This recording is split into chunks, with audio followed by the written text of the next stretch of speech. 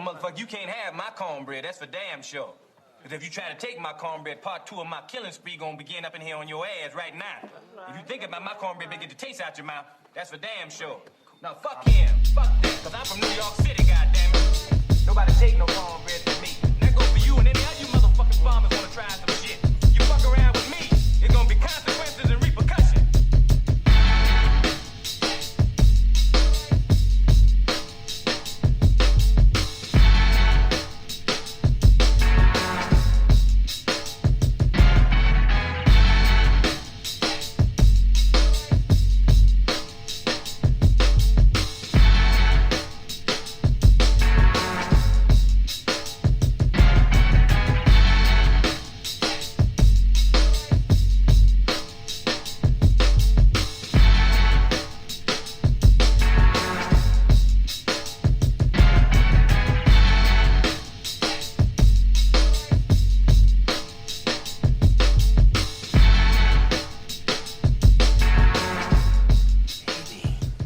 Haters gonna hate, and ain'ters gonna ain't.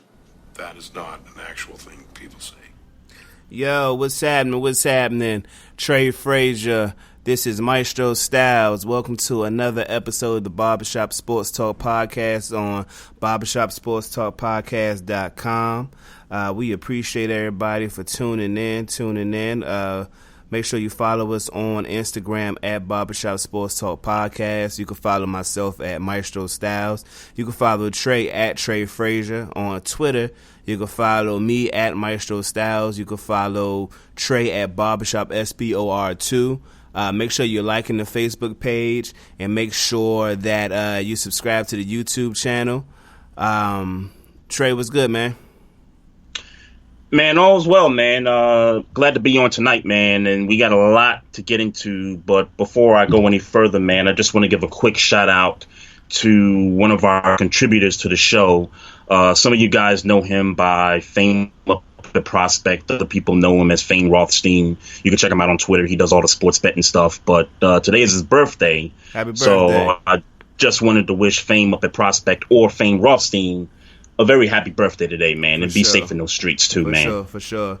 What's good? Hey, man, look, I want to get the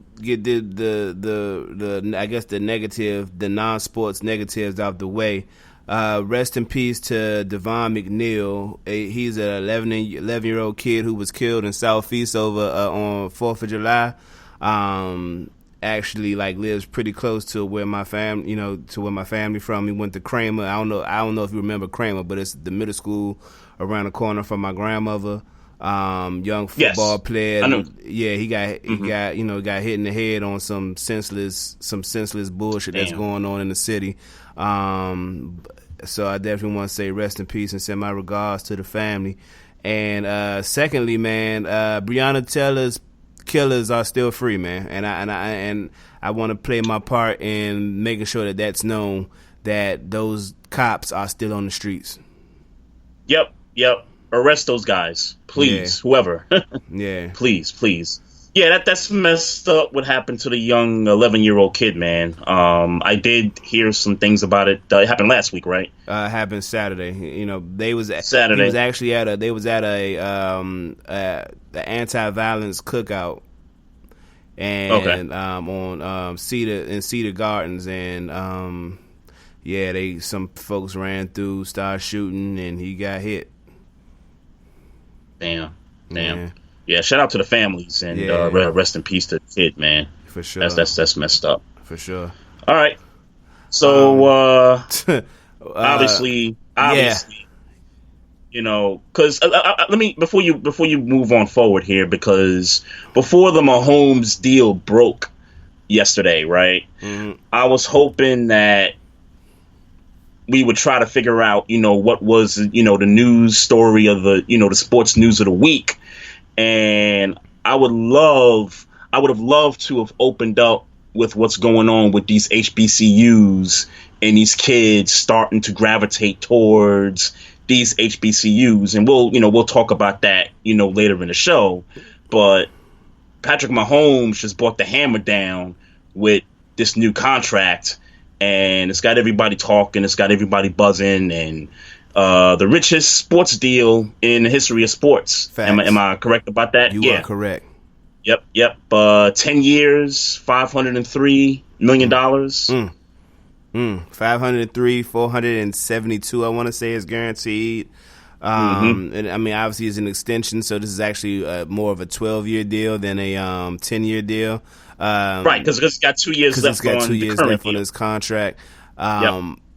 Look, and he stands like I looked at the breakdown, like as it stands right now. You know, in year 8, this Bama could make $59 million in 1 year. Oh, I would imagine it's going to be, they're going to backload some of that. And I didn't see the breakdown, but I would imagine that some of the large amounts of money is going to be backloaded into the later portion of the 10-year deal. Yeah. This Bama might as well start giving him stock in the Chiefs, man. Well, everything that he's done in these 2 years so far, Super Bowl MVP, Super Bowl champion, league MVP last year, 50 touchdowns the previous year, his first starting, full year starting. I mean, the kid deserves it, man. I see a lot of people talking about, how the Chiefs going to build the team moving forward, and the only answer I have for that is the general manager needs to do his damn job. That's why you're the general manager. That's it. You pay guys, you pay talent like this, and obviously other parts of your team will be compromised for that. But that's why you have draft picks, and that's why you have scouts, and that's why you have people that understand the game and know what they're looking for the next wave of talent. So you talking about the best player in the NFL. You talking about the best player in the NFL. 2 years, I don't care. He's the best player in the NFL. Certainly the best quarterback in the league. Yep. And you make sure the new face of the league. Yeah, and you want to make sure that he's the guy. He's your, franchise player for the rest of his career. That's and absolutely that's what you're supposed to do. I am ecstatic to see what's going to happen next with the likes of Deshaun Watson and Dak Prescott and Lamar Jackson and et cetera, Cam Newton, et cetera, et cetera. Yes. I'm excited to see what's going to happen for these guys because the market has. And I'm obviously we're not talking about nobody else getting 10-year deals, but we are certainly at the $40 million a year mark for top tier quarterbacks. Oh, absolutely. Yeah, absolutely. And I saw somebody try to suggest that Dak Prescott is pissed off at this thing when really in aspect, Dak Prescott should be happy that Mahomes got this deal because let's say he's on this franchise tag for 1 year. About $32, $33 million for quarterbacks. I don't remember the figure, but 31.4. Let's say Dak balls out, takes the Cowboys to the playoffs. They get to the title game. They go to the Super Bowl, and he wins the Super Bowl. How much money you think Dak Prescott going to get per year at that point?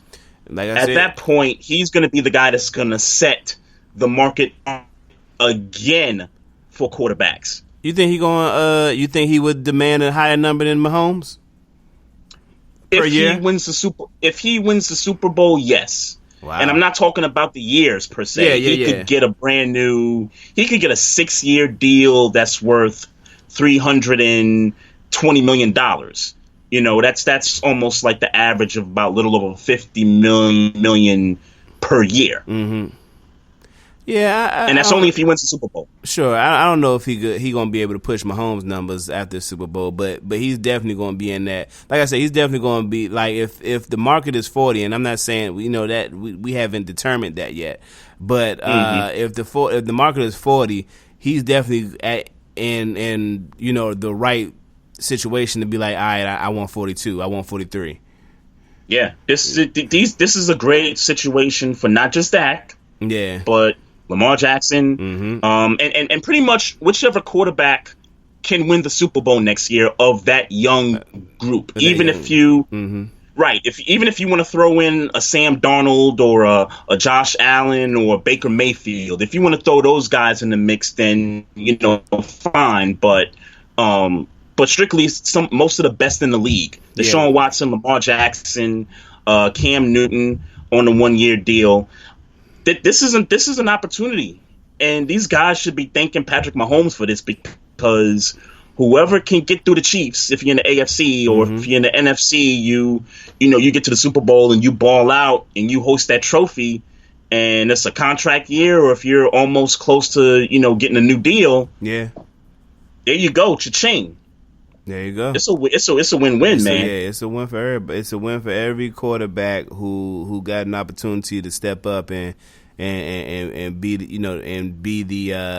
like I said, the it's Patrick Mahomes. I mean, and you got to say it at this point, it's Patrick Mahomes and everybody else. Yeah. A question for you: if you're Jerry Jones and you look at this deal from an owner's perspective, knowing you got a quarterback of your own that you have yet to get to a long-term deal, you're pretty much not happy with yourself, right? If you're the ownership, because you could have paid this guy, you could have gotten rid of all the nonsense, all the talk in the media about Dak's contract. You could have gave this guy his money early in the offseason, or even the previous offseason. You could have got this guy locked to a deal, and you wouldn't have to worry about the potential of possibly paying him $40 million, $45 million a year. Right. Well, we also got to remember, man, that when the rumors were going around saying that he was asking for $40 million, we all kind of thought that was ridiculous. We all kind of thought that was like, absolutely, like, don't get it twisted. If they were going to give him $40 million, we was going to be happy for him. But we were all, or most of us, I'm going to say we all, but I can speak for, let me speak for myself. I thought $37 million, $38 million was reasonable, just as long as he was being paid more than Wentz, as long as he was being paid more than Goff. You know what I'm saying? I was okay. But I thought $40 million, at least when I first heard it, like that's kind of a crazy number. But here we are. And $40 million is not going to be a crazy number this time next year when Dak is saying, okay, I played through my franchise tag, was good. And here's the other important note also. The salary cap goes up for all the teams in the next coming years. So that money will be available to all of the teams. Yeah. It's not like they're going to have to make major cuts to parts of their roster just to accommodate paying the quarterback. Yeah. This salary cap's going to go up. Facts. Yeah, for certain, man. So, congrats to Patrick Mahomes, to Patrick Mahomes, man. The face of the NFL, and a black man, mixed whatever, black man, at least had, halfway. And he got some paid. Black in him, man. He got some black in him. And he got paid. And he got paid. And Pops was a pretty good pitcher, man. Yeah, he got paid. He is the face of the NFL, and he is compensated as such. I'm with it. I am 100% with it. 100% with it. Yeah. No doubt, man. Let me say what's up to Deacon Dale and Big Care 303. We appreciate y'all in the chat room. So I guess a lot of these conversations are NFL based anyway. So how do you feel about the NFL's brand new gesture of having the Black National Anthem, Lift Every Voice and Sing, played week 1? I think it's going to cause some division. And before I explain further, I just want to be clear that Lift Every Voice and Sing is a good song. It's a very good song. I got no issues. Yeah, I got no issues with the song whatsoever, but I have a problem with it from this perspective.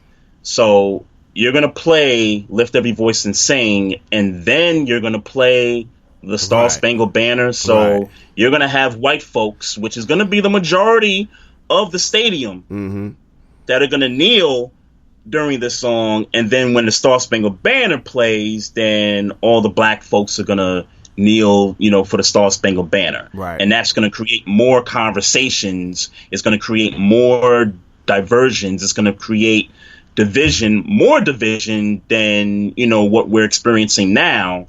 And I just think that it's a topic that if they carry on with this, that it's just not going to go away.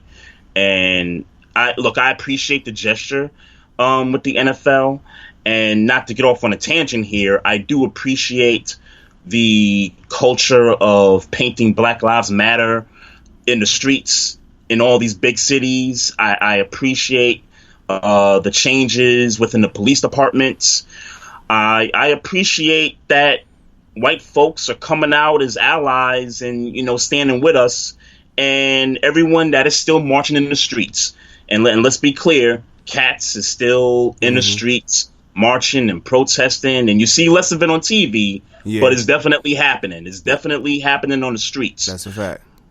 But enough with the gestures. I mean, I want to see some real change, man. I mean, we can start with reform with the cops and the police departments. They've done some things. I want to see some more things happen. We talked about it at the top of the show. I want to see the cops that killed Breonna Taylor arrested and indicted. And come on, let's go. Like, why are we, I mean, I'm just at a point where the gestures are fine, but it's getting to a point where it's like, all right, and then particularly the NFL. Y'all have a history of doing these things. Whenever the black fan complains about certain situations, there's always this pandering to black folk that we don't ask for. It's kind of like we live in the hood and we're asking for our neighborhood representatives and leaders of power to put more rec centers in the neighborhoods, and instead we get hookah bars, we get real estate values jumping up, and then people that have owned property for so many years in these neighborhoods get pushed out because of gentrification. That's what this thing with with the Black national anthem. This is what it is. It's more so pandering to us instead of actually contributing to the issues that we really want resolved. So I just think that all in all, this is just going to create more conversation, and I really think it's not going to last long. Well, they say they're only going to do it week one, and it's gestures, and I'm on the other side of it. But I agree with you at the same time. I want change, but you know what? Until you can make change happen, and even after you make change, I still want the gestures. You know why? Because we've been treated like shit for a long ass time. So I want the gestures and I want the change. And I want the conversation too. Yes, white people, you should feel uncomfortable. You get used to it. I want the Black national anthem played every fucking week. I don't even want to hear the Star Spangled Banner no more. I want it to be to the point where kids growing up from 2020 on think that Lift Every Voice and Sing is the national anthem, and not just the Black national anthem, the anthem for our nation. I want the Star Spangled Banner abolished, replaced with the Black Negro national anthem. And if you want to gesture, if you want to give us as people's gestures, yeah, how about we play it every single game, every single week? Do that. That's what I want. And you made a good point. They're only going to do it week one, which kind of makes it a little worse. You know what I'm saying? Like, you just giving us just 1 week. Like, if you're going to do this, then just do it every single game, every single week, even into the playoffs and to the Super Bowl. See, why are you just giving us week one? You can't tell me that you understand that we've been systematically oppressed and it's wrong and all those types of things, and then play this systematic oppression song to us every time we got to be at a game, and then you expect us to, put our hands in our hearts and salute while this, racist ass song is playing. Like that is that don't show me that you understand what we've been going through.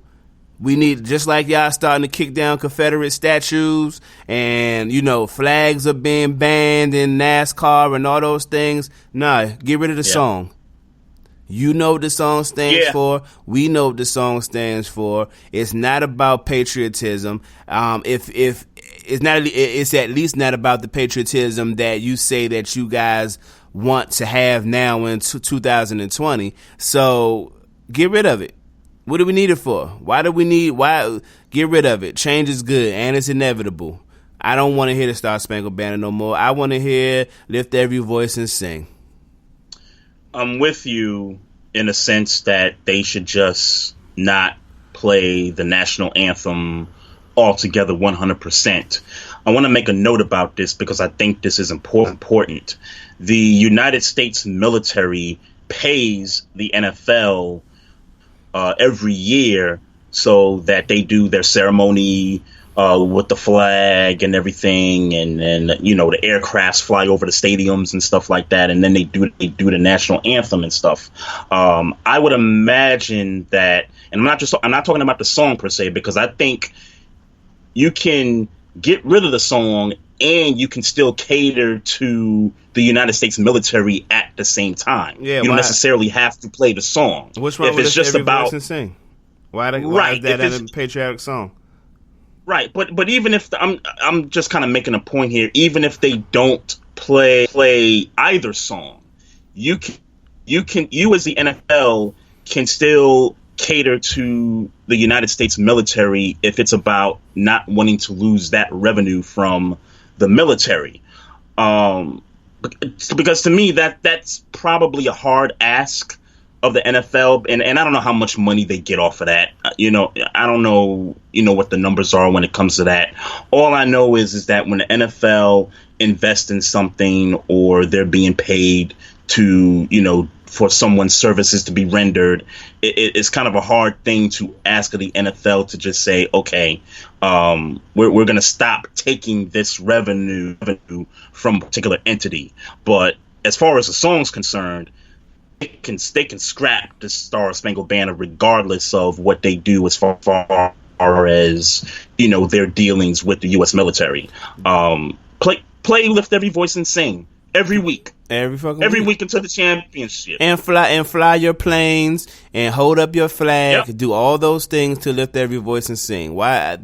I understand your point but again, my point goes to, if y'all are really about change and y'all finally realize, if you truly finally realize what you have done and the privilege and the oppression of black people, then this is a hard thing to do, but it's a necessary thing to do, especially in the terms of, if you're talking about gestures, this is something that could be fixed easier than systematic oppression. And this would be a better gesture this would just be a better gesture. For certain, yeah. And it doesn't have to be the quote unquote black national anthem. It could just be the national anthem that caters to everybody in the country, no matter if you're white, black, Hispanic, whatever. This song can cater to everybody. Or here's an idea. How about America the Beautiful? If it, this ain't hard. This ain't hard. Yeah. America the Beautiful, as far as I understand, don't have no crazy racist ass lyrics in them. So why not America the Beautiful?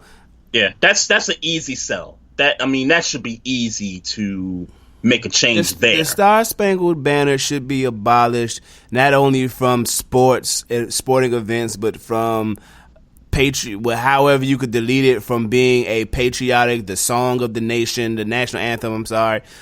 It needs to no longer be the national anthem. If you have any respect, if you have any reverence, and you tell me you've learned your lesson, that should be abolished. But starting with the NFL, starting with the NBA and major sporting people who say they understand and that Black Lives Matter, well, guess what? That is a way better gesture than it playing week 1.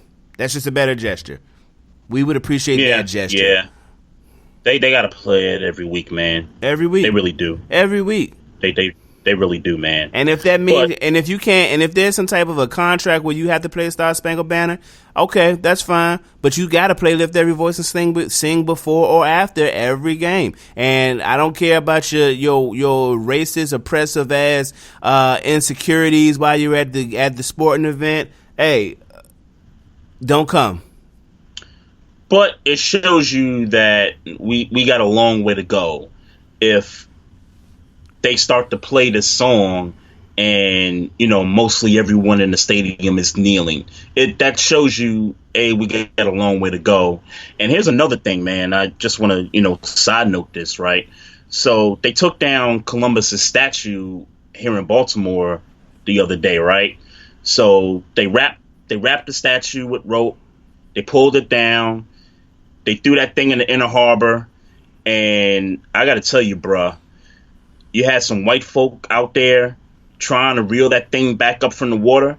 The rope popped the first attempt. The second attempt, they actually rented some kind of machine to recover the statue from the Inner Harbor. So that just tells you that we got a long way to go in terms of making changes that are necessary. Because I'm gonna be honest with you, that statue, I could give a damn about the statue, and especially if somebody throws it in the Inner Harbor. Like I'm not going in that dirty water just to recover no damn statue. Like come on, y'all really hard pressed, and I understand it's personal. Well, not personal property maybe, but I understand it's someone's property. But damn property. that, fuck damn your that. Property. How about the sentiment? How about what Christopher Columbus statue stands for? Because the nigga he didn't fucking discover America. How about that? Right. He didn't. He did not. So what are we celebrating him for? Yeah. But it shows you we got a long way to go, man. Yeah, of course we do. Of course. When white people are trying to recover Columbus' statue from the dirty Inner Harbor, that's when you know we got problems. Because of their still oppressive ass, racist ass, generation after generation handed down way of thinking. And that shit is stupid. It's wrong. And if you really sit there and think about it, you know it's wrong and it's stupid. You're just so stuck in your ways. And, fuck your ways. Change is inevitable. Let me say what's up to Miss Mocha Bella, the X Squad gang. And then built for this network, BFTN network. What's happening? What's going on? Yeah. So we are further in an uprise. It's funny because you was talking about what you felt like was the headline of the week before Patrick Mahomes, and you was talking about Maker, and yes. I thought the story of the week was clearly, and I mean clearly, Nike removing Redskins apparel from their stores and websites, and FedEx officially telling the Washington Redskins, hey, fix this now. And let me be clear about that from what I said earlier. In my heart, it should be HBCUs, but in my head, I do understand that the Redskins and what they're going through was a much bigger deal mainstream-wise. So I'm with you that... what the Redskins are going through. Is that something you want to talk about? You want to get into the Redskins stuff? Yeah, we're going right now. Let's do it. And let's do it. I ain't never heard so many people say the Washington football team until this past weekend going into today. People who were clearly saying Redskins before the weekend are now officially saying the Washington football team. But all that being said, Nike has removed all merch from their website stores and etc. to protest. I mean, there's no other way to slice it. They're protesting the Redskins name. And then I don't know what happened. What happened from? I guess this happened Friday. I don't know what happened where Nike was. You said what, I'm just sick of this shit, and then FedEx came right behind them and said we sick of this. I don't know. I wonder what happened. Like why now? Because this has been going on for years. So I thought the chain of events going back to Friday was that, and for folks that don't know, FedEx, who I also learned on Friday, had a stake in the Redskins. I didn't know that, ownership stake. I had no idea that was the case. I do know, and obviously FedEx Field, that they have naming rights to the Redskins Stadium. So obviously, when the person whose stadium you put naming rights to comes out and says, hey, you need to change your team name, then it's going to be a big deal, because dollars and cents is going to start to get compromised here. So I thought the whole thing with FedEx came down first, followed by Nike removing all the Redskins apparel from their websites. Okay, you may be right. And from their stores and stuff. Okay, yeah, you may be right. I don't know what the sequence of events were. I know that magically niggas was talking about, we shutting it down, and and the Redskins need to change their name. Let me be very and also Pepsi also did the same thing. Yes. Hey, it is no way to slice it. Dan Snyder should be changing his name within the next 3 weeks. He better hurry the hell up. And I, for one, am 100% in favor of the DC Red Tails. I saw I saw a fan art draw up of a particular helmet, and that was the most fire football helmet I've ever seen in my life. The jerseys look good. The story is even better. Obviously, if you're not familiar with the Tuskegee Airmen, where that nickname stems from, it's the timing, it's everything. I am 100%, 100% in favor of the DC, not Washington, the DC Red Tails. Make it happen, Dan Snyder. The city will love it. And not only that, Maestro, here's a prediction, and it might be a wild take on my part. If he changes that name to what you just said, DC Red Tails, or even if he keeps the Washington on there, and says Washington Red Tails, hail to the Red Tails. It's a rhyme. It's got a good, they can still keep that, hashtag HTTR. I could see the city of Washington offering Dan Snyder a new stadium deal on the same grounds as where RFK is. They'll strip down RFK, which I thought should have been the idea years ago, but here we are. Tear down RFK, build a brand new stadium for the Reds. I'm about to say Redskins, for the Red Tails, if they're named that. And I think it's a pretty good deal, man. I think it's an amazing deal. I really do. If that happens, they need to make it happen. They need to stop playing games and just make it DC Red Tails. And like I said, I'd even go for Washington Red Tails, not the Warriors or the Admirals or all that other the Generals, all that other corny, sound like every other team in the league type shit. The Red Tails, I'm with it. Let's go. Let's do something different, man. Like we in 2020, like we gotta do something different, man. We gotta do something different. I am for it, and let's double up. Let's double up the money. Pepsi gonna come back with their money, and Nike gonna come back with the fire jerseys. Like, what are we doing? What are we doing? What are we waiting for? Why is it taking a weekend? I don't understand. Like, whoever came up with the name Red Tails, I get there are a lot of moving parts in, changing the name of your team.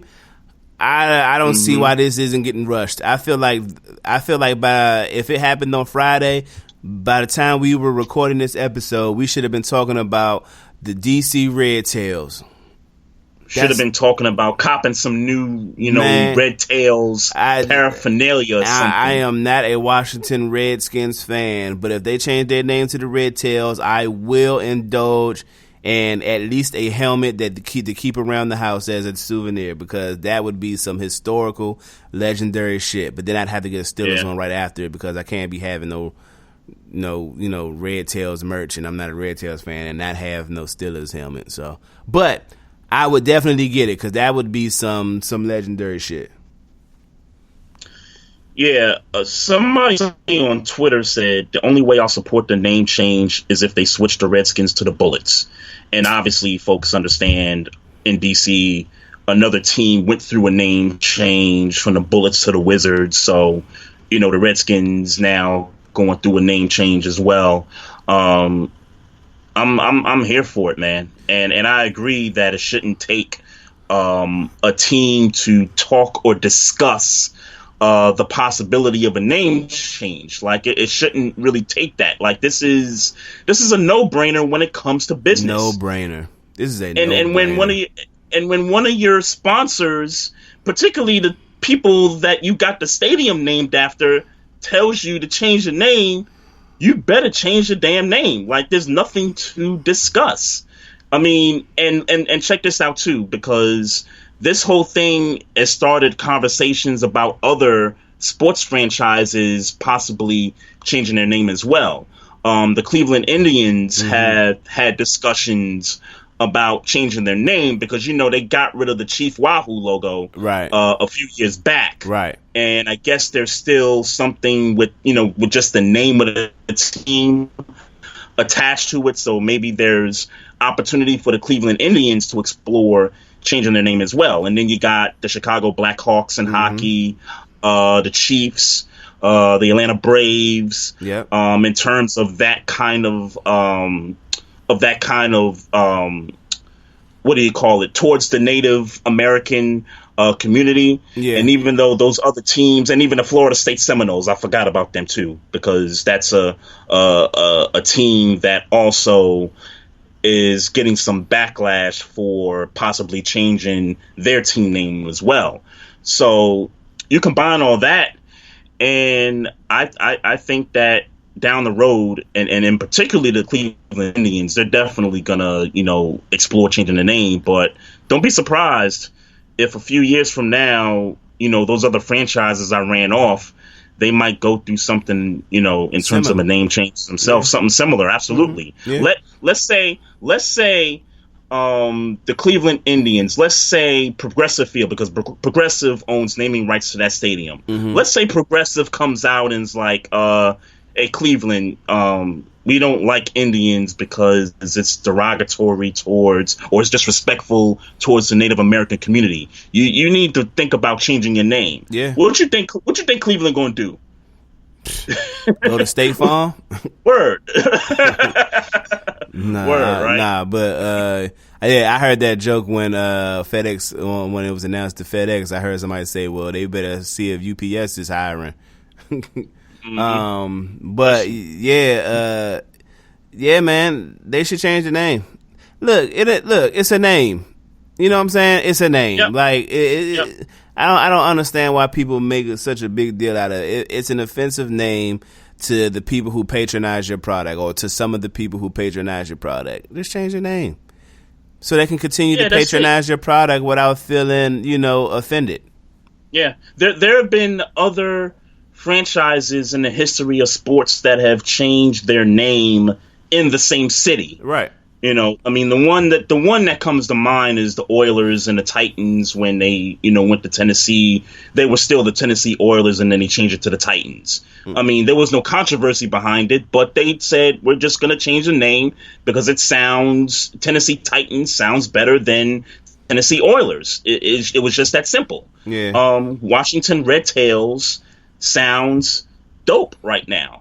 DC Red Tails sounds doper. And you could still keep hashtag Hail to the Red Tails. Mm-hmm. You could still keep that HTTR. Yeah, my father told me the other day he thinking about becoming a Ravens fan. He's so sick of the Redskins shit. Oh man, yeah. I'm not surprised. Yeah, that's what he told me.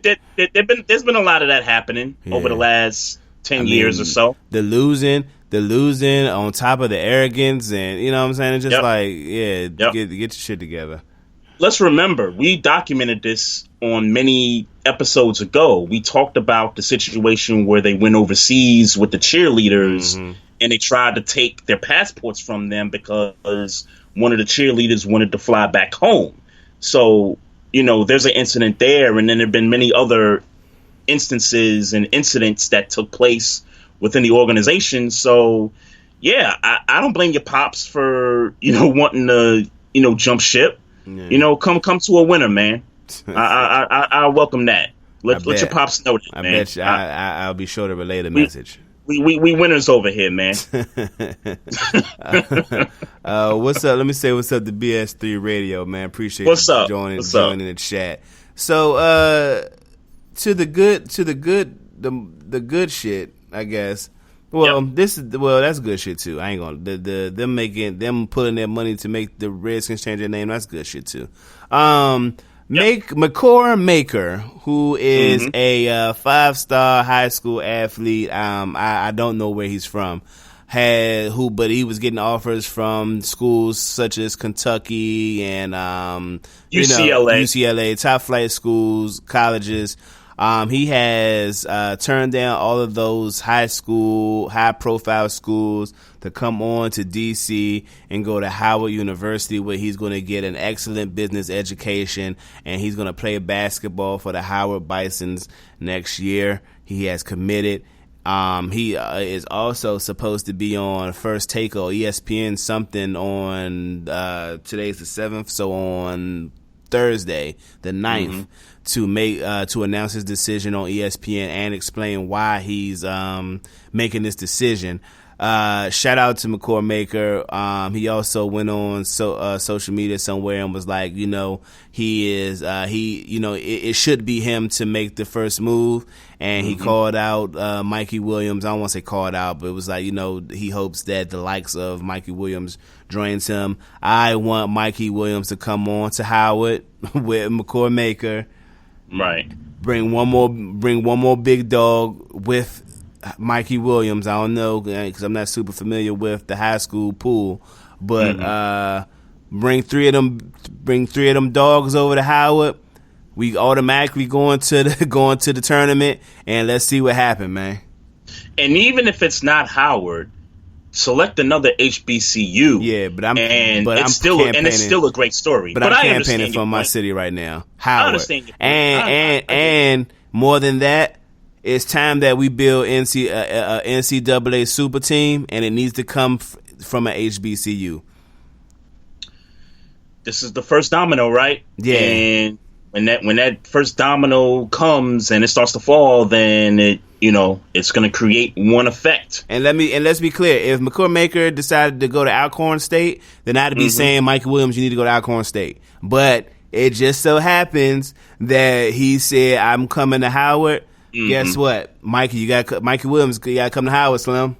Come on, so either way you want the super team. I want a super team in an HBCU college, and then I want other high school kids to feel like, oh snap, we need to join the trend. We need to make it happen, and we can do all our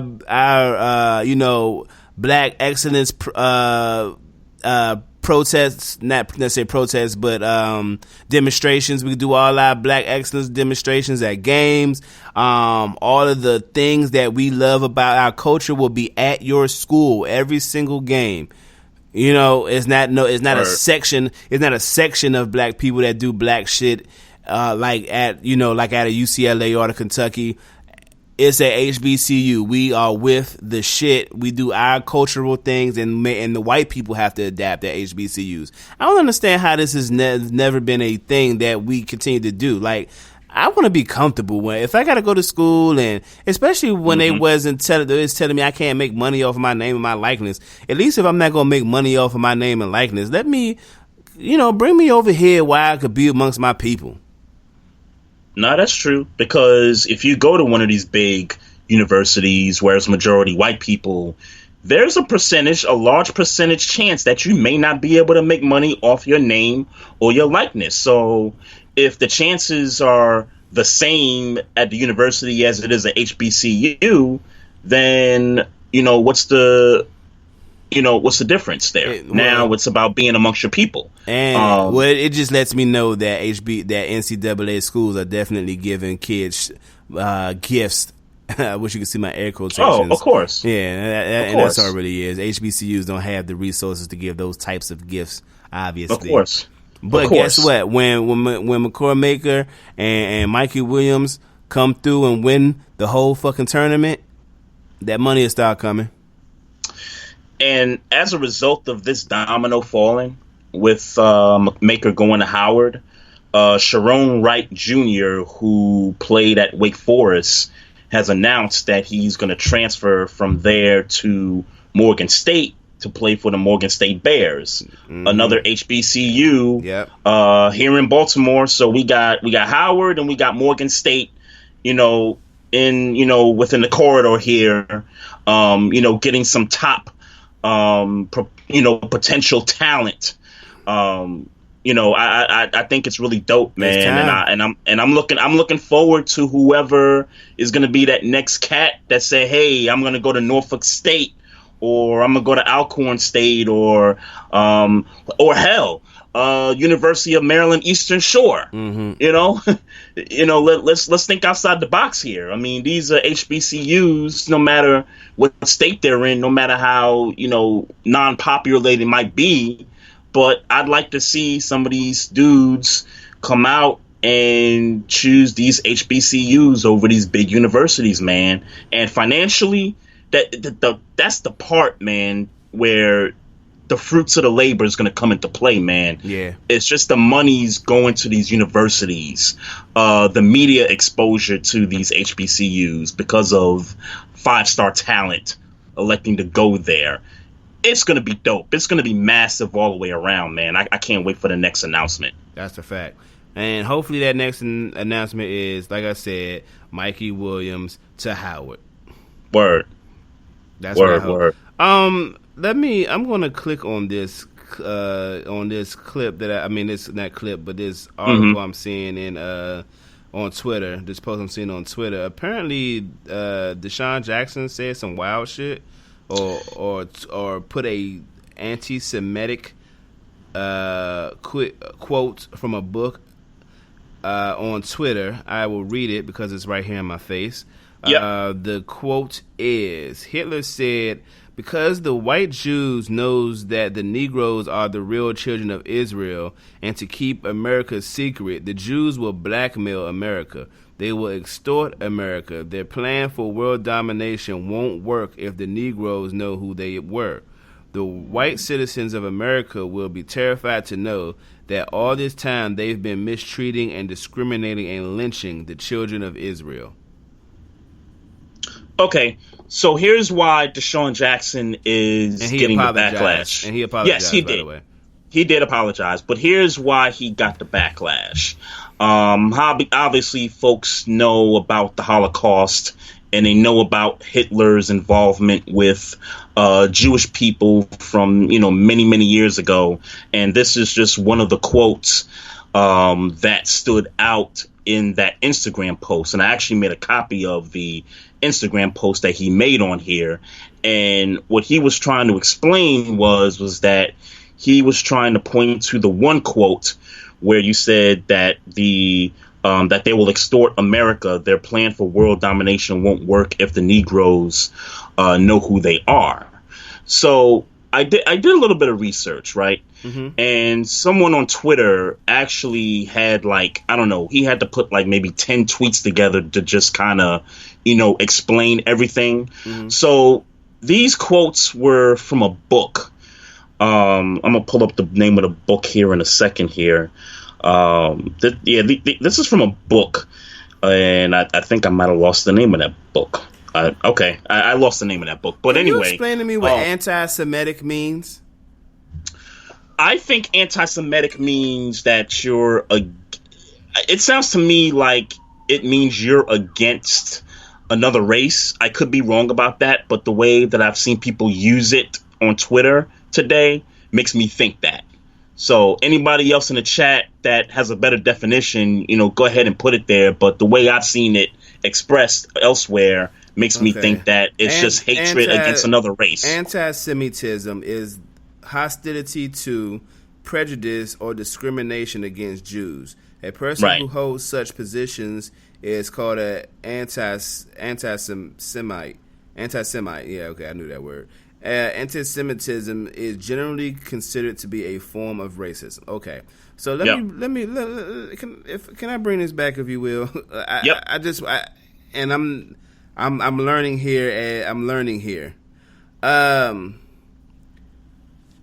I'm reading the quote again. Yes, we're doing this real time, listeners. Because white Jews knows the Negroes are the real children of Israel, and to keep America's secret, the Jews will blackmail America. They will extort America. Their plan for world domination won't work if the Negroes know who they were. The white citizens of America will be terrified to know that all this time they've been mistreating and discriminating and lynching the children of Israel. I'm going to read further. They will fear God will destroy them as he destroyed Egypt for doing the same thing. So the elite, the Illuminati, keeps this a secret at all costs. After I die, I will one day cause World War III just by this message, which will be like planting a seed in a people's minds until it sprouts. Once they nurture that seed and seek more truth and learn Hitler was right. And remember, when you read the quotes, let's remember this book was stating what Hitler had said back then, which I found out was actually not a real quote, and I'm still trying to learn how it's not a real quote from Hitler. So Hitler didn't say this, even though it says Hitler said in the book. In the book, yes, that's correct. Okay. So I'm again, just like you're learning something during this segment, I'm trying to learn a little bit also. Obviously, we know what Hitler means to this country and particularly Jewish people. Right, to white Jewish people more. Yes, to white Jewish people. We know what that means, and we know the stench that carries. Deshaun Jackson definitely took a lot of heat for this, and like you said earlier, he did apologize. Just to kind of read his apology here, he says that he has no hatred for any race or anything like that, but I think kind of looking at it again, it almost sounds as if he doesn't have the understanding of what being anti-Semitic means. It almost sounds that way, even though maybe that's not what's in his heart per se. Did he post a quote that was prejudiced towards white Jewish people? That's what it appears to be. So when you read that, you felt like he was expressing hatred towards. I didn't feel like he was expressing hatred. I feel like he was expressing. I felt like he was trying to make a further, like a much deeper point. He was when you look at black people are the true children of Israel. That's what he was saying. Right. That's how I interpret his reading. Right. And when after he posted those quotes on IG, his next post was, you need to focus deeper into the quote where it said, we'll extort America. Their plan for world domination won't work if the Negroes know who they are. So obviously he was trying to let us know that we need to look deeper into just this particular quote and not so much of who allegedly wrote the quote. Right. So, but a lot of folks are upset about it, which I'm not surprised about. Sure. A lot of people think that the Eagles should part ways with Deshaun Jackson. I'm not so sure about that. No, they shouldn't. Because when you look at the history of the Eagles, right? And I'm gonna bring up Riley Cooper's name into this because somebody brought it up. He's trending. So you know what? Riley Cooper's trending. He is trending. Okay. So yeah. So when that whole thing went down, and he called somebody a nigger at a concert, and it was caught on video. The Eagles gave that dude a contract extension. Like, this dude was on the team. You know what I'm saying? And I get that it's different times. I get that it was 7 years ago, but damn all that. Like, here's the only way I see Deshaun Jackson being parted from the Eagles is if enough Jewish people in the community and enough white people come out and demand that, you know, the Eagles cut this guy. That's the only way that I could see that actually happening. Otherwise, I think the Eagles should accept his apology. I think whoever may be Jewish that plays for the Eagles or whoever's white on the Eagles, I'm sure there'll be conversations to be had with Deshaun Jackson. I think that this is, I don't want to say it's nothing. I want to say that I think the conversations need to be had in the locker room with him. I think the coaches and, front office people should have conversations with him. And I think I'm sorry, and I ain't mean to cut you off, but he ain't say nothing wrong. He didn't say nothing wrong, but if the reality is that someone, but he didn't say nothing wrong, and I agree with you. But obviously, a lot of folks found this to be offensive. All right, well, tell me why. So with that respect, I don't think he needs to be cut. Let me be very clear. If Deshaun Jackson is cut, if Deshaun Jackson is fined, you gonna hear from me. Well, I'm just going off the history of the Eagles, right? Because they kept the white boy after saying the word nigga in a concert. So if you guys are gonna keep that guy after that incident, then Deshaun Jackson should be, he should be forgiven for this thing here. Like, I don't think forgiven. They should just talk and they should just move on from this thing. I don't think this needs to be any bigger than what it's already become. Yeah. Yeah, because I think I ain't gonna say it's bullshit, because there is clearly a side of this argument that I am not aware of, and I am open to being informed of that side of the story. But if he feel like, if Deshaun Jackson read that, whether it was really from Hitler or not, I don't care who it came from. If he read that and felt like, yep, I agree with that, and posted it, there is nowhere where he said there is nowhere in that quote that says, I hate Jews.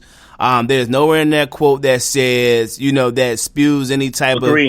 of. All he said is that we need to know our worth, because if we don't know our worth, then we are going to be oppressed. Sounds a lot like what's been going on for the past 400 years. What the fuck are we talking about? And if it's from Adolf Hitler, allegedly, or for somebody from that time, it would make sense that somebody could see what was happening in those times, wrote it in the book, and said, if black people don't know their worth, this is what's going to happen. Okay, so since we're reading stuff and since we're trying to learn things about this thing, I found the tweet that, and I'm gonna credit Kevin Gray for this, because he actually did some digging himself, and he found this cat named Shane Ryan, who actually had the 10 tweets that broke down where these quotes from. Mm-hmm. So if we're gonna read some stuff, and I'm gonna be real quick about this, so. This is the first tweet from Shane Ryan, and I'll let you guys know who he is in a second. So here's the background. So Deshaun Jackson, whose previous worst thing was that a punt return against the Giants, which really is irrelevant at this point. He posted an Instagram story which shared a quote from Adolf Hitler. And he posts the quote, says, "White Jews will blackmail America. They will extort America. Their plan for world domination won't work if the Negroes know who they are." As you can imagine, the bulk of the coverage has been about the blatant anti-Semitism on display, which is fair. Okay, hold on. I'm sorry, Trey. Hold where you are. Go ahead. Who would you say runs the world? Who runs the world? Yeah. Who runs the world? Who's making the money? Who's making the money? The white people making the money, man. I mean, they got all the power. I mean, rappers. We rap about the shit all the time. Jewish people are running shit. Yep, they're making the money. They're just about as good with money as any race out there, man. I mean, I've talked about it many times. They're the ones that when they get to a certain age, they gift all their assets to their kids. They don't even, wait for the moment where, something could happen to them. They just like, look, I got this money, I got this $1 million here, kids. This is your $1 million.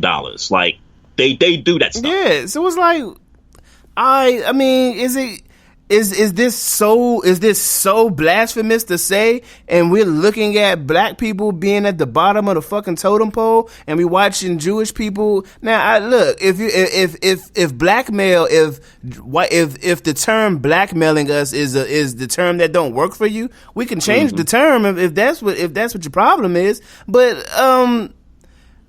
No, let me take that back. We cannot change the term because some other person wrote it, allegedly Adolf Hitler, who is a German white man. What are we talking about? And let's be clear. He's done some terrible things to Jewish people. Let's be clear. I don't condone it. That shit is unacceptable that way. But right. If he or whoever the fuck wrote it, I don't care who wrote it, could see that in the time that they were in, and it be relevant now, it be somewhat relevant, even if the term blackmail isn't the proper term. If it's somewhat relevant now, come on, man. I can't see anti-Semitism in it if it's what's going on right now. And if he just posted a quote from Hitler, it wasn't like Deshaun Jackson quoted it himself. He posted it from a book. And just to give you the name of the book, it's called Hidden Treasure That Lies in Plain Sight 4. So obviously there were 3 other parts to this book before this version here. So here's the ending of the title here. The Day of the Lord and the End of America. So I got the cover of the book right here in front of me. Text it to me when you get a chance. Yeah. It's by author Jeremy Shorter. I never heard of the book up until today. How old is the book? How old is the book? I do not know how old the book is, but the guy on Twitter said that you can find it on Amazon. So when I get off this podcast, I'm going to go right to Amazon and I'm going to go find this book. The name of the book is called The Hidden Treasure That Lies in Plain Sight 4. And it's by a guy named Jeremy Shorter. The Hidden Treasure That Lies in Plain Sight. Part 4.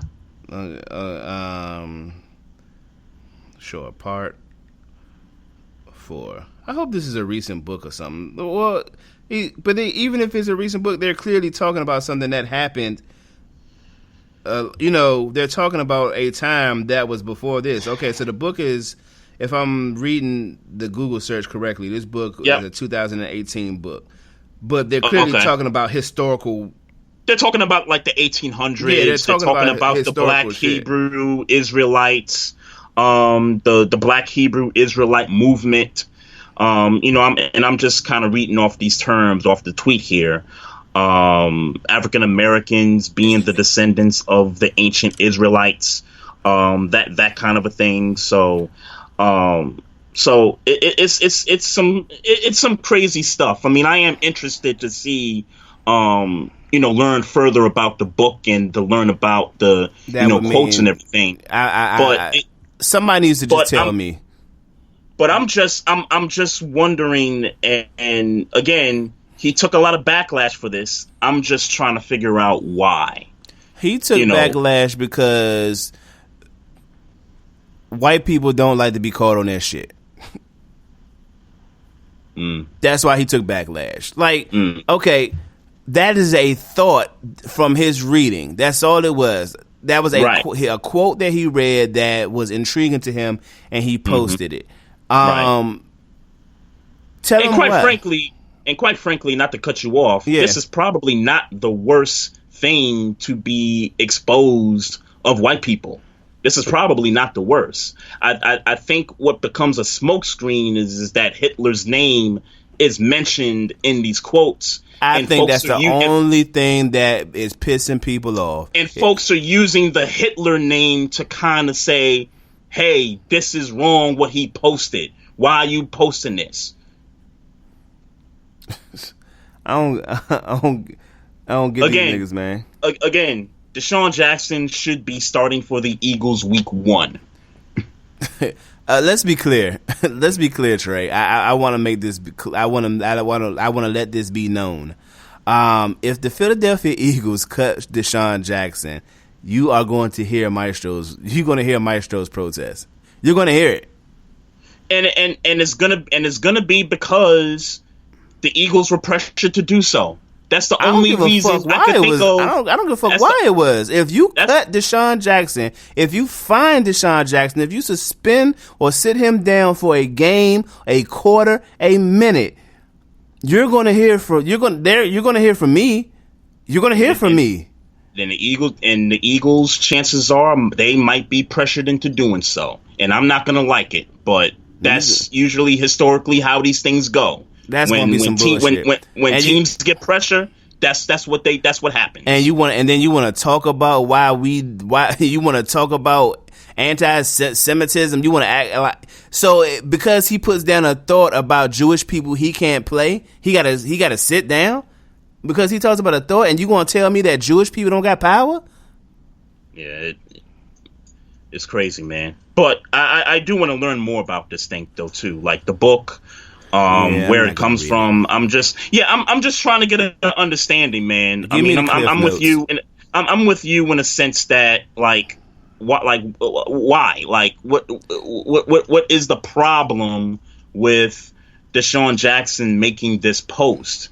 And okay, I want to be sensitive to anyone that might be offended, but damn, are we getting to the point where the Eagles got to do something, or they got to cut the nigga? Oh, you just trying to find a reason to be mad at black people because we coming through right now. Because we got. Or is it that? Going. Like keep it somebody please tell me the other side of the story. That's what I'll say. Please tell me the other side of the story.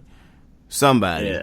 Yeah. I'm gonna look into this now, man. I'm serious. It's retarded. Tell me the other side of the story. Tell me why what he posted was anti-Semitic. Tell me why. I will listen to you. I will not say a thing. I will listen to you until you finish your point, and we can have a respectful debate. And I'm probably gonna. And I'll be honest with you. I'm probably gonna disagree with you when you're done talking. But at least I understand, and then I will, in an educational or educated manner, say that shit is stupid and bet that nothing happened to Deshaun Jackson. But that's the key. That's the key word right there. Understanding. And right now, I don't feel like I have a full 100% understanding of what's taking place here. I want to at least get to that point before I'm like, he still shouldn't get cut. There's nothing. Y'all still should hold on to the dude. There's nothing that anybody could tell me that's going to justify the Eagles having any disciplinary action on Deshaun Jackson for that post. He's your best receiver. I don't give a fuck. He could be your worst receiver. He could be your worst player on the team. There is nothing that anybody on the other side of this argument is going to tell me that's going to make me feel like Deshaun Jackson should face any disciplinary action. There is nothing that nobody on the other side of this argument is going to say that's going to make me feel like, all right, I get that. He should be suspended or he should be fined. No. He shouldn't be fined. He shouldn't be suspended. And as far as I could tell, whoever wrote that book or put whatever, there is some ounce of truth in that quote. I don't care what nobody say. Yeah. I mean, there's something truthful about it for certain. Again, man. If it's the word blackmail that you don't like, all right, cool. I want to get an understanding of what's going on here, but. Hey, man, hashtag keep Deshaun Jackson at all costs, man, for certain. Let me say what up to the number one Chief Rocker Jersey, Vern. What's happening? What's up? Also, we got Jay Ron in the chat room. What's going on? H-Rap, I think we shouted out H-Rap B already. I don't think we did. Appreciate. But if we didn't, whatever. What's happening? Appreciate it, man. Appreciate it, man. And Mocha Belly, you get an extra shout out because I like you. That's my homie. we can get into some more shits, man. Donald Trump comes out on Twitter and says that Bubba Wallace should apologize Donald Trump for the noose incident. First of all, Bubba Wallace was not the one that initiated this thing about the noose. It was NASCAR. So Trump, I don't want to hear it, man. Like, I don't want to get off your soapbox. I just want to be clear. I don't want to shed light on anything. Like, let's be clear. We know what's trolling, what's ignorance.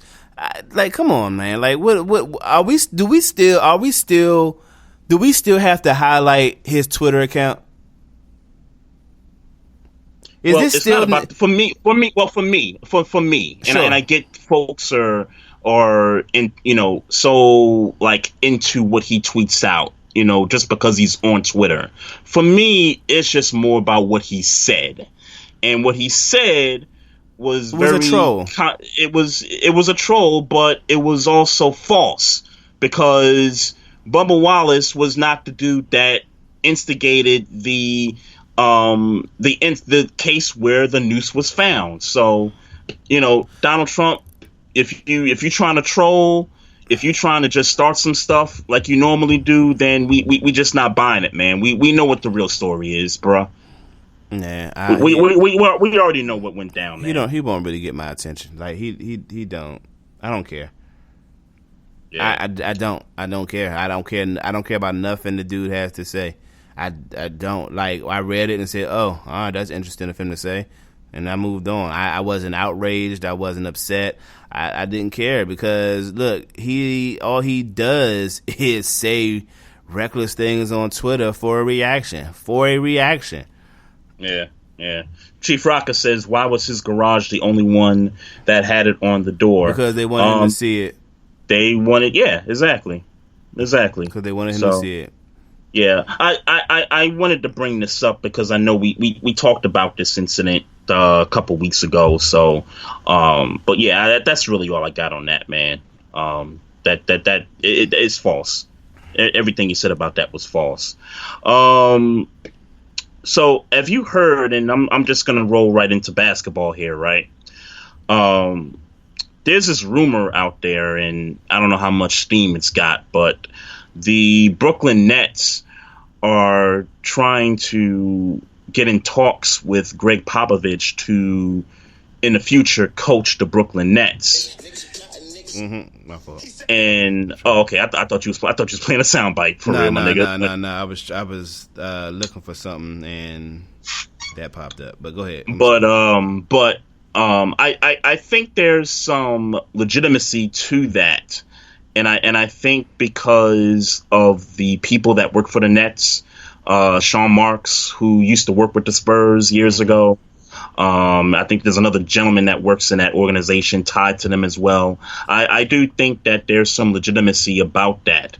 And if I'm Greg Popovich and you got the opportunity to coach Kevin Durant and Kyrie Irving versus DeMar DeRozan and LaMarcus Aldridge, I would hop on that opportunity in a heartbeat. I guess. I mean, look, at this point, what else does Popovich have to prove? It's like, nothing. If he just wants to coach, if he just wants to coach and get championships, look, in my mind, and probably a lot of people's minds, he's the greatest coach in NBA history. And he's an ally. What else do you want from? I don't expect anything else from Greg Popovich. He could be a trash ass coach for the rest of his career, and he would still be my favorite coach, Hall of Famer, solidified. It's nothing else. If he just wants to continue winning, cool. Go ahead to Brooklyn. It'd be a bigger platform. Hopefully, he'll get to coach those guys and better players. Better players. But let's be clear. He hasn't. It's not like that's ever been his MO. Like, I gotta get the top tier guys, sure. And you know what I'm saying. Sure. He's been the guy who, draft, put it together, get a couple of pieces for cheap, and put them in a system and make it happen. He's been that guy his entire career. I don't think that him going to Brooklyn because of the free agent talent and the team that was assembled via money. I don't think he has to play that game. I mean, if he just wants to, great. I'll support him because that's what he wants to do. But whatever. I mean, and he's in the Eastern Conference, so yeah. I mean, that would make it easier. He would probably be a lock for at least a playoff run. And if you're talking about the Nets with a healthy KD, a healthy Kyrie, DeAndre Jordan, Dinwiddie, et cetera, cool. But it's like, all right. Yeah, it's crazy, man. I like I said, I think there's something legit about what's come out of this. I think that they're in position, if it were to happen, that they're the more likely the team to pull him away from San Antonio. If not, then Pop's just going to stay right where he's at and just retire from there. He looked tired to me. Like he just looked tired to me. And no disrespect, but if I was coaching DeMar DeRozan and LaMarcus Aldridge and Patty Mills and that particular group of players, I would get tired too. No disrespect. I don't mean tired because of the talent on the current team. I mean tired because he's been coaching forever. Sure. I understand that. But that nigga ain't young. I know, but then his wife passed a few years ago. Like, it's just like, nigga, I'm tired. I just want to, you know what I'm saying? I just want to chill, man. Like, I don't care about that shit. I'm saying I don't think that he cares about that. So, in your opinion, does he coach after this season in San Antonio? You think he keeps on going? I have no clue, man. I'll be honest with you, and I'm sure the Spurs haven't been on nobody's radar for a few years. You know what I'm saying? Like, he just hasn't been on the radar. But so I can't sit here and act like I have a gauge on Pop and how he feels about coaching. Look, I imagine that it's just the same old rigmarole for him at this point. So it's just a matter of, does he still want to wake up for it? And I don't have a gauge on that because I don't pay attention to the Spurs. Because, they're about to miss the playoffs for the first time in 20-something years. Right. So that might be a factor that determines if he decides I'm going to come back next year, or, you know what, I'm at the point where it's just like, I got titles. I'm going to the Hall of Fame. Why keep putting up with it? There's literally nothing he could do to. He could obviously win chips, and that would help his legacy. But really, would it? Would it at this point? It's cemented already. Like there's. At this point, you're just adding blocks to it. But it's just for play, right? Yeah. Like the move to Brooklyn. If that were to ever happen, I agree. It would just be for play. Again, there's connections between guys that work for the Nets and Popovich. So he probably would just be doing solids for those people he got relationships with. Right. And even if he doesn't coach, it wouldn't surprise me if he just sat back and was like, you know what, maybe I'll make a phone call here, phone call there, maybe help the organization out, maybe on some consulting or something like that. Just kind of, stay away from the camera a bit, work behind the scenes. I could see Pop doing something like that. HRAP asks, do we think that KD and Kyrie could handle Popovich mentally? On face value, no, but if it were to ever happen where he coached those guys and, those guys proved me wrong, then I'll just get proven wrong. But on face value, what does handle him mean? Do we think that Popovich is the guy who doesn't know how to deal with superstars? I don't think it's that. I just think it's more about what we've seen, how KD and Kyrie handle situations in the past from a mental standpoint. I think that's what he's referring to more than it is Pop can't get to certain players. Well, I mean in the sense of, So if Greg Popovich does something that KD don't like, you don't, if it's necessary for Popovich to get something out of him, and that's his method, he can't go to KD and be like, and smooth that situation out if need be, or be able to further facilitate his approach to KD by having a talk with him after it, not necessarily smoothing over or saying I did this because of, you know what I'm saying? So obviously players get sensitive when coaches criticize them or tell them something, but sometimes you can go to that player and say, hey man, I feel you, but this needed to be done because you fucking up. And a player will, or some players will understand. That's a skill that a coach should have. That's a skill that I don't doubt that Greg Popovich has. So if the conversation is them being sensitive, which we certainly all feel like they're sensitive.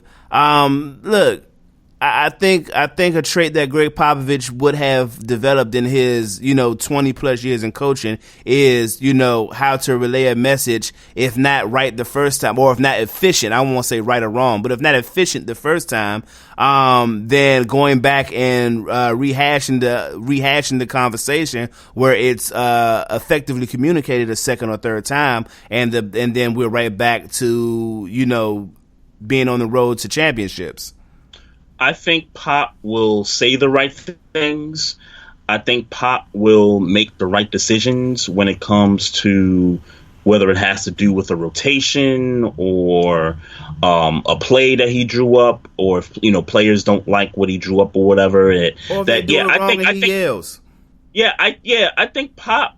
I don't have no doubts about Pop's ability to talk to players. Put them in the right position, say the right things, and, get that message pushed forward. There's no doubt about that. I guess the question is it going to translate with these guys? And with these guys, will it translate to a championship? I guess is really the real question. Right. I think, KD is too talented of a player to not let that get to him. I think KD understands that he's the man, and, wherever this team goes, it's going to be through him. It's going to, the team makes or breaks because of him. And more than that, I think Greg Popovich would recognize that. So even though they would have tough practices and tough exchanges, Greg Popovich would know, hey, I gotta go make sure we good. Because if the goal is a championship, then I need to make sure my best player is on one accord so we can win this fucking championship. Yep. Chief Rocker says, look at the players he had, like Steven Jackson and others that ended up being traded, and also says, if you're not like Tim Duncan or Tony Parker, you won't like Pop. So I think what Chief is saying, and in particular to the Steven Jackson comment, is that, Steven Jackson is, an old school cat. He don't, take no crap from nobody. Steven Jackson would be the first to tell you, though, that Greg Popovich is a great. I was just about to say, he definitely acknowledges that Pop is one of the best in the league. But KD and Steven Jackson are two different players. One is a superstar, like the other guy is a rough and tough, role player. So I don't think it equals up to a comparison. I think in the end, KD will adjust to the coaching style of Pop. I think Pop can adjust to dealing with a superstar, the status of a Kevin Durant. Mm-hmm. Yeah. So. I just got a few more things here, man. So sticking with basketball, and everybody's looking forward to the NBA starting up finishing out their season in the bubble down in Orlando. So an update on who's, tested positive. Spencer Dinwiddie is opting to not play in Orlando because he tested positive. I know a few teams have shut down their practice facilities for a while. Victor Oladipo, who I think is the noticeable of the bunch here, not because he tested positive, but because he don't want to test positive. Well, not just that. I do think that the injury that he's coming off of, and I thought he looked okay when he came back before the shutdown. I just thought that there was something about the chemistry when he came back to the Pacers where it was somewhat disruptive. Like they weren't, winning games. I think they went like, I don't know, 2-5 during the stretch he came back. So there was a little chemistry that they had to work out. But I think it's more so because he's coming off that quad injury, and I think he just wants to come back stronger than ever before. And of course, it has to do with what's going on with COVID-19. He doesn't want to test positive. He doesn't want to risk himself. But also, I think in addition to that, he doesn't want to re-injure that quad that he hurt last year. So, well, why do you think? In saying that, in what you said, Yep. you don't think he wants to injure himself again. Why did he come back anyway? Before COVID?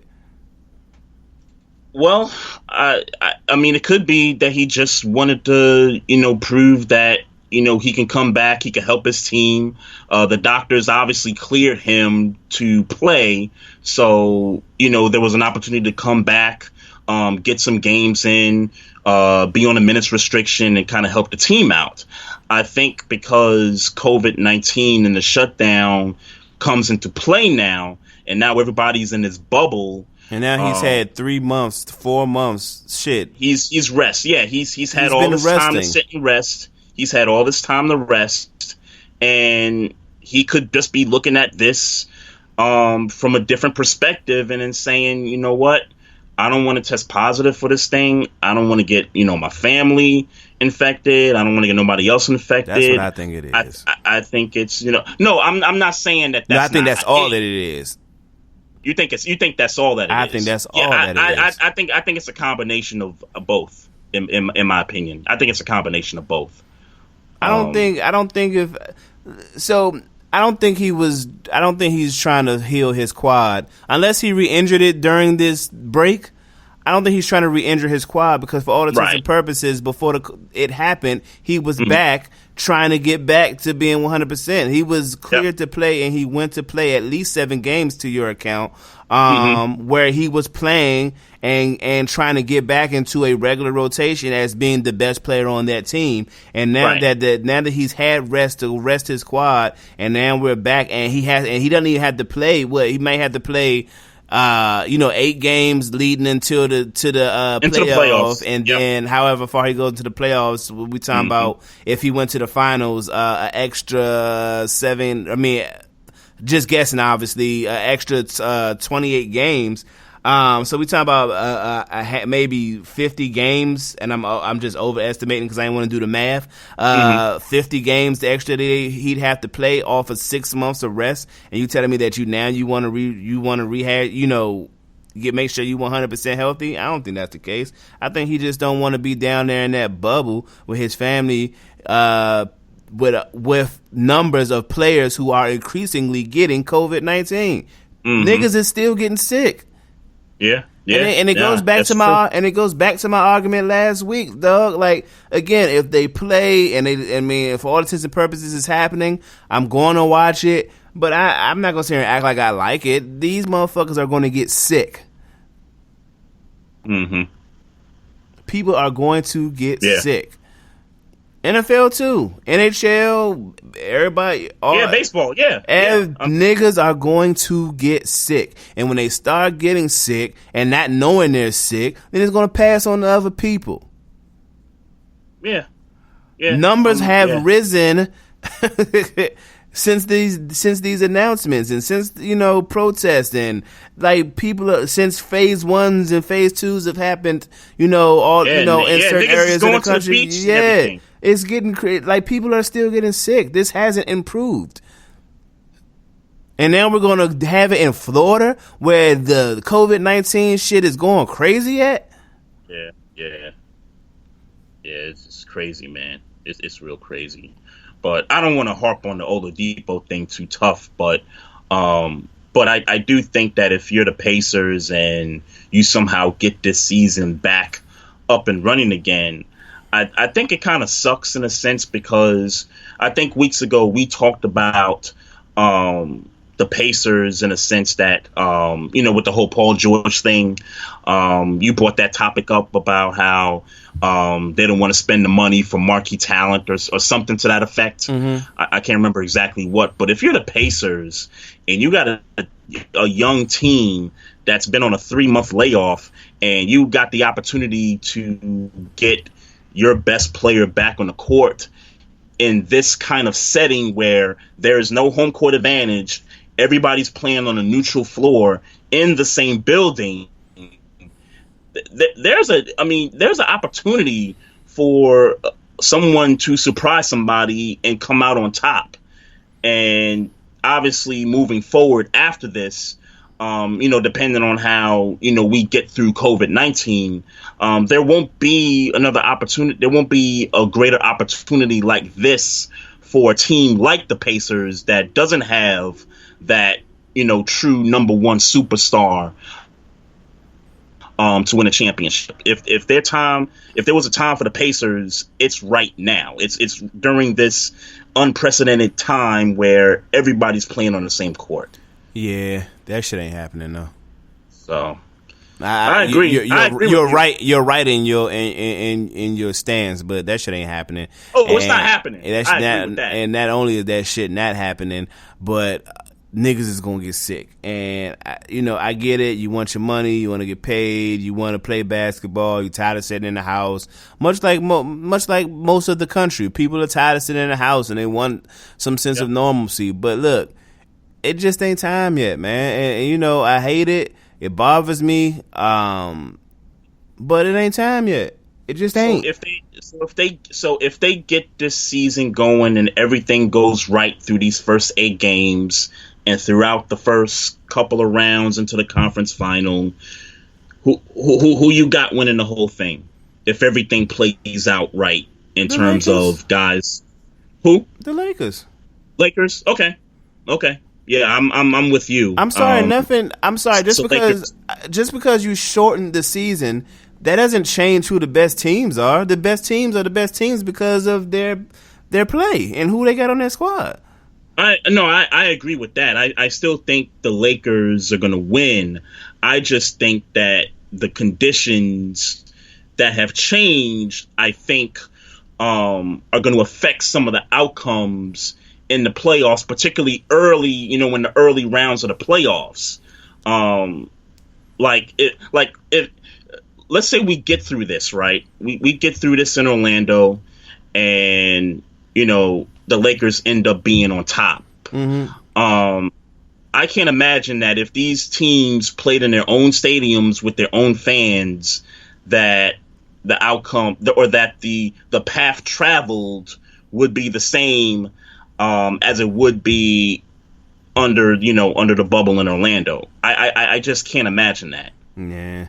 I can't imagine giving like in your I can't see the Pacers beating the Bucks, and I don't even really believe in the Bucks, but I can't see the Pacers beating the Bucks. I can't see it. No, I agree with you there. I agree with that. Yeah, the Bucks are just a better team. If Giannis got to carry them through the series, he would. I totally agree with that. I totally agree with that 100%. All my point is that the conditions are different. Neutral there's territory. There's going to be no fans. Yeah, neutral territory. And role players feed off of their own crowds, so that would possibly affect them as well. Neutral courts, and they basically have gone through an off season. Like from March 11th up until now, this is about as a normal off season. So these guys are basically, they're starting a new season, and they're only going to play 8 games to determine who, locks up playoff spots. Yeah. And it's just a different kind of a thing, man. Like it's kind of like with baseball, and I'll kind of transition to that. It's just like with the 60-game schedule, right? So I heard somebody say this the other day, where the Nationals in the beginning of the season last year, in those first 60 games, their record was like 20 something and 30 something. They were below 500 in those first 60 games. And, even in baseball, I think who gets to the playoffs and who's going to end up winning the title is going to be compromised, because it's a short season. I mean, they've cut the season by almost 2/3. You're talking 60 games, which, I mean, even some of the bad teams that are projected to be bad could have a good to great 60-game stretch where they have an above 500 record, where maybe they do get to the playoffs and somehow, a pitcher or two gets hot, a batter gets hot, and anything is just kind of possible. But I think there are two differences when talking about baseball to basketball. One, no doubt. One, that the whole idea of a pitcher controlling a game and that dynamic that's in baseball, that dynamic doesn't happen in basketball. And two, specifically to the season, the NBA has been played. They were past half of their season.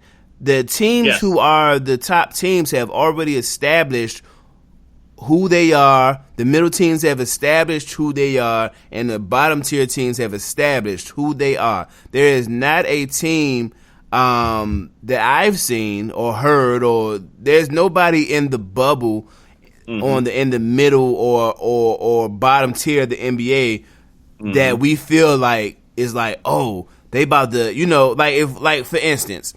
And shout out to my nephews, because my nephews, they do a podcast on YouTube, and I was listening to them talk the other day, and he was talking about the Heat's chances of going to the the finals, and he spoke about how the Heat they have figured out a way to neutralize Giannis, and they backed it up with stats and all this fancy stuff. But the as much as I like the Heat, they are not going to the finals. They have already established their place in this league this year. Yeah, I think I agree that, I mean, you don't have to look at the standings to see where everybody's at. Like, right. I think even after these 8 games, I don't see much change happening within those standings, probably with the exception of maybe the Sixers somehow, get a top 4 seed or something like that. That might be the only great change that might happen within these 8 games. But here's another thing that I forgot to mention when it comes to some of the things that have changed within the bubble. What if certain players during these 8 games or even during the playoffs, what if some of these players who are critical in their team's run get the virus, right? Okay, and they got to quarantine for 2 weeks. Now that's a good variable. Now that variable, you know what I'm saying? Yeah, that's right. And again, it's not to say that and God forbid it happens. Right, and it's not to say that it's changing my prediction. I still think the Lakers are the team that's going to eventually win it. But what if Anthony Davis gets the virus? The Lakers would not win the finals if that happened. You know what I'm saying? Yeah. What if Kawhi Leonard tests positive in the first round and they get knocked out by a Dallas Maverick team that's got young cats want to come up. You know what I'm saying? Yeah. Like there's so many things that you got to consider, and I just think it's more wide open, I think, during this unprecedented time than it would be if things were normal. I think that's the only point that I'm rocking with you on that point and that point alone. If somebody tests positive, if LeBron, God forbid, tests positive, or Kawhi, as you said, or Giannis, God forbid, or James Harden, God forbid, or Bradley Beal to a lesser extent, because I don't think the Wizards are going anywhere. But you know what I'm saying, a star, or yeah, that what if changes. Joel Embiid tests positive in the first round and they get knocked out by the Pacers? I'll leave that to myself. But you know what I'm saying? They might get knocked out by the Pacers anyway. That's how I'm feeling about the Sixers. But you putting some bread on that? Yeah, you could convince me. Okay, you could convince me. Okay. Let's be clear. I don't believe in that team. Okay. Yeah, I mean, look, the Sixers, they got no outside shooting. I mean, we already know what the deal is there, but. I mean, for them to lose to the Pacers, Brett Brown would have to get fired in Orlando if that happened. Yeah, and look, that would have to happen. And that team will probably get broken up. I could be convinced to put money on that. And the only reason I'm saying no right now is because Oladipo ain't playing. But but it's not even like the Pacers were bad with him injured. So yeah, they weren't bad. They were good. They were a good team. I mean, they played team ball. I mean, those guys' chemistry was some dope chemistry they had. And he's not a dominant I don't know. I don't want to get into that. I don't want to go down that rabbit hole this late into the podcast. You got Domantas Sabonis over Embiid. No, I know, but I have, but could he neutralize him enough and counteract enough of it where the team ball could be, could shine over Embiid? Yeah, that could happen. We'll see. I do think if that were to happen, if they were to play, that would be a 7-game series. Could they rough up Embiid enough where he gets frustrated and not have a good outing in that series? That could happen. Yeah, good point. Because after that, and trust me, after that happens, you telling me you gonna leave it into the hands of Tobias Harris and Ben Simmons non-shooting ass? Yeah, all right. You could convince me. Don't get it twisted. And who could shoot the ball on the Pacers? I'm trying to think of that roster. Right, who could shoot on the Pacers? I don't trust me. Don't pull me. I'm sure they have a shooter somewhere. I don't know. Let me say that I don't know. I know that the white boy ain't there no more. The Pacers look like a more complete team than the Sixers. Obviously, talent-wise, the Sixers are a better team, but they're one of the more disappointing teams when you look at what they should be versus what they are now. Yeah. Even though their record is still good. Yeah, I could see that upset. You could convince me to make that. You really could convince me to do that. Man, I would so bet against that in a heartbeat. Yeah, there's just in my vision, there's just no way that the Pacers are beating the Sixers in the first round series. Health for health. If both teams don't lose guys, I just can't see that. Yeah. You got anything else? I don't, man. And we're coming up on our time marker that we've been trying to hit for 5 years. Well, I'm just going to make 2 points. There's a story about former Penn State guard, Rasir Bolton, who posted on Twitter that he left the program for another college. I think it was last year. He says that Coach Pat Chambers had made a remark regarding a noose in one of their, I guess, team meetings or whatever. I think it was more like a one-on-one between him and the coach. And I don't have time to go through all this, but his statement about it is on his Twitter. You can read it. It basically describes how that decision of him leaving Penn State was as a result of what his coach was saying in regards to that. So there appeared to be another form of racism in the locker room, within these colleges, if you will.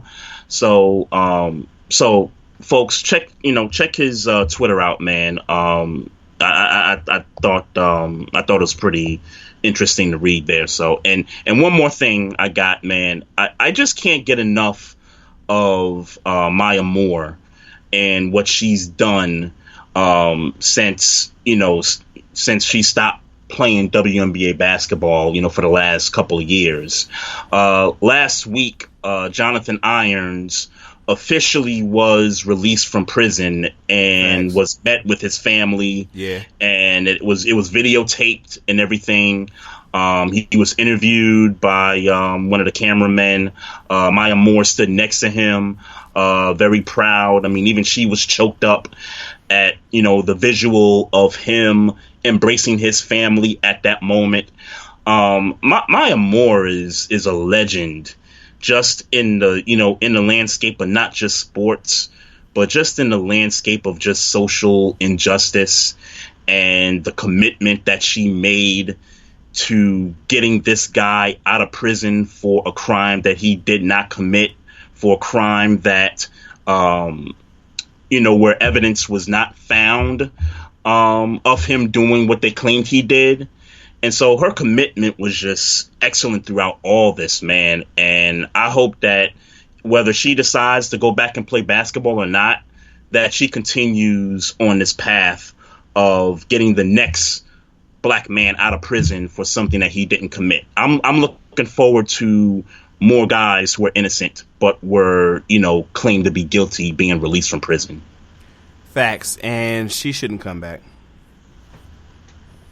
Yeah, and I don't have a problem with that. I don't have a problem. And let me not say shouldn't, because if she want to play ball, by all means. But but yeah, she's doing the work right now, and unfortunately, much like Colin Kaepernick, and if he wants to play great, look, man, you're doing fine. You're doing just fine. And you know what? We talked about it with Pop earlier. Maya Moore has won titles in the WNBA. She's been a league MVP. She's been an all-star MVP. From high school, she was great. In college, she won so many games in a row under Gino and that crew. Got a couple titles with UConn. Like, she's a Hall of Famer now. Yeah. You know what I'm saying? Right. Like, there's nothing else that she can do to prove her worthiness of her standing within basketball circles. There's nothing else that she can do to prove that. Facts. So, well, listen here, man. Let me say thank you to all of the listeners in the chat room. Shout outs to everybody that will listen on demand. Make sure you follow us at Barbershop Sports Talk Podcast. You can follow me at Maestro Styles. You can follow Trey at Trey Frazier on Twitter. You can follow me at Maestro Styles. You can follow Trey at Barbershop SPOR2. Please like our Facebook page and subscribe to our YouTube page. For Trey Frazier, this is Maestro Styles. And just in case you didn't know, they still haven't arrested Breonna Taylor's killers. See you next week.